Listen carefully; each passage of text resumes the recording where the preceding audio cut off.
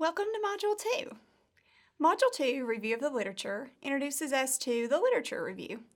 After doing some preliminary work and thinking about the type of research you are the most interested in using, your focus should then turn to the literature that's available on a topic of interest to you. This is a preliminary consideration required before you conduct a research proposal so that you can evaluate whether or not a topic is actually worth studying. In this chapter, we're going to learn about selecting a topic, looking at whether or not the topic is researchable, and the actual process of conducting a literature review. First, let's take a brief minute and talk about choosing a research topic. Your research topic must be one that's both measurable and specific. I encourage you to choose something that you're curious about and something that could potentially help you further yourself in your career.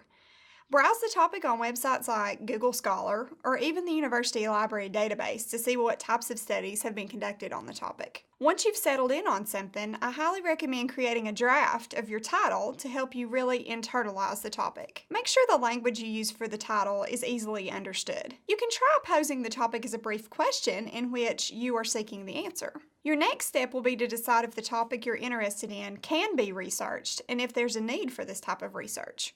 Remember that you do want to finish this research proposal. So this time, while time should not shy you away from a topic of interest, the topic also has to be manageable in a logical time frame. I encourage you to run your topic by your colleagues to get their feedback. And of course, I, as well as the other students in this class, will also give you some feedback that we hope you find useful. After you set on a topic, the next step is to start doing some preliminary research on this topic to see what is already out there. This is where the literature review really comes into play. The purpose of the literature review is to share the results of other studies out there that are closely related to your topic. You want your lit review to look at your research in your topic area and attempt to fill any gaps that could possibly be missing. This review is going to give you a framework for why your study is important and allow you to compare your findings with the findings of other researchers. Your actual literature review is going to be free from your own opinions and will instead be very factual as to the current literature out there on the topic. The most common mistakes I see when students are writing a lit review is that they try to insert their own opinions and their strong feelings into the lit review, and that is definitely not the place for a personal opinion. It is instead to be thought of as a presentation of facts on the research that currently exists. You are informing the reader of what currently exists out there on your topic, and then you're going to try to add to that literature with your own research study. There are actually 4 types of literature reviews, so please know that there's more than one way to conquer this beast. First, you have the option of writing a lit review that integrates what others have done and said about the topic. Actually, that's what I typically see from students, is that they're just giving a presentation of what has already been done before. You could criticize previous scholarly works.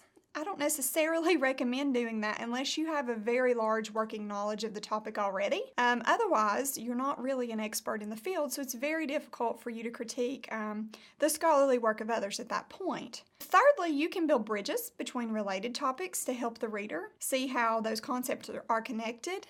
Or lastly, you can identify the central issues in the field of your topic. There's no one way that is more correct than others. It really is all about choosing which way you believe complements your study best. I personally believe that taking the method that just offers a presentation of literature that's already out there is the easiest method for this particular type of culminating project.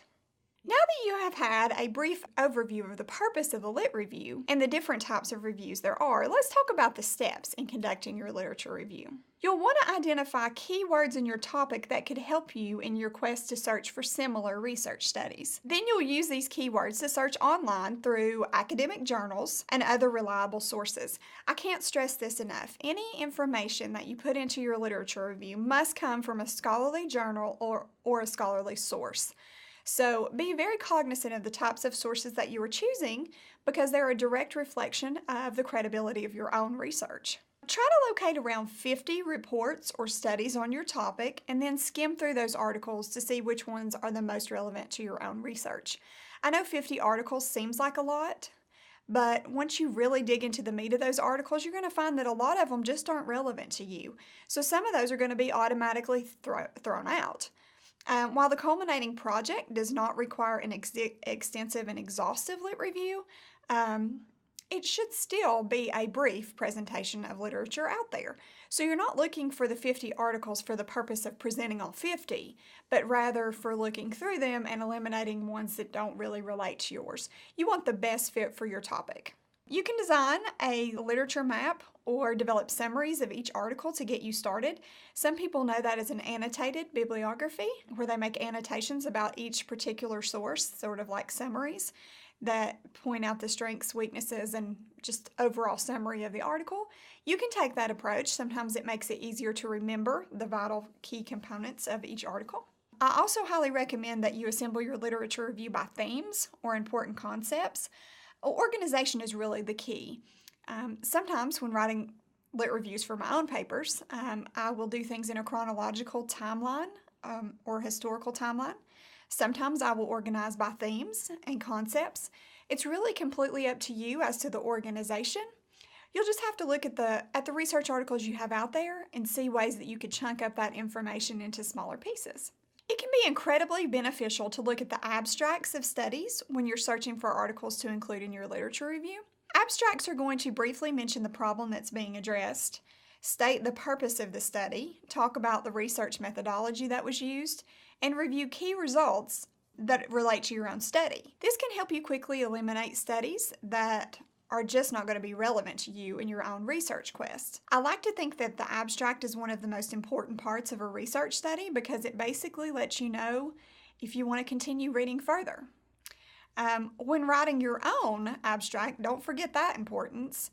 This is your chance to make readers interested in your study. This is also the place that researchers go to find out if your study is relevant to their own research. You want to ensure that you're providing a true summary of your research. You want to make sure you've clearly listed your topic with the purpose of your topic, the research methodology used, and the findings that you had.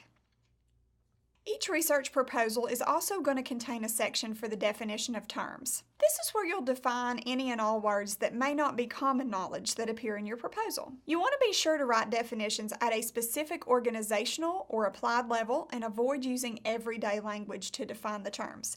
Don't assume that someone understands an acronym because if they're not in your field of study, it may not be common knowledge to them. For example, I am, or always was, an elementary teacher. So ELA is a very common acronym that I might use, but a lot of people don't know that ELA stands for English Language Arts. People in the education field, of course that's common knowledge. People who are outside of the education field may not be so familiar with that term. So it's something I would define in my definition of terms so that I'm not using an acronym that my audience or reader doesn't understand. Your definitions for the definition of terms should come from scholarly articles and they should be cited. It's important to note that online dictionaries are not considered to be scholarly, so don't go to Webster.com and find your definition. Look into scholarly research journals where things are defined, and stick with that. Remember, you don't want common language. You want very specific scholarly language for your definition of terms. In closing, this module covered thinking about a topic for your research proposal and developing a working title for that topic with special attention paid to keywords and key details. Remember that the keywords in your title are how people search for your research. So they are what get pinged on Google when someone searches for your topic. So make sure the keywords you have are really the ones that your study conveys. From there, we discussed searching for previous literature on the topic in order to prepare a literature review and developing a definition of terms section to clarify any misconceptions or confusing words before the reader gets too deep into your study. Next week, we're going to be discussing theoretical frameworks and how they should shape your research proposal. I look forward to working with you this week.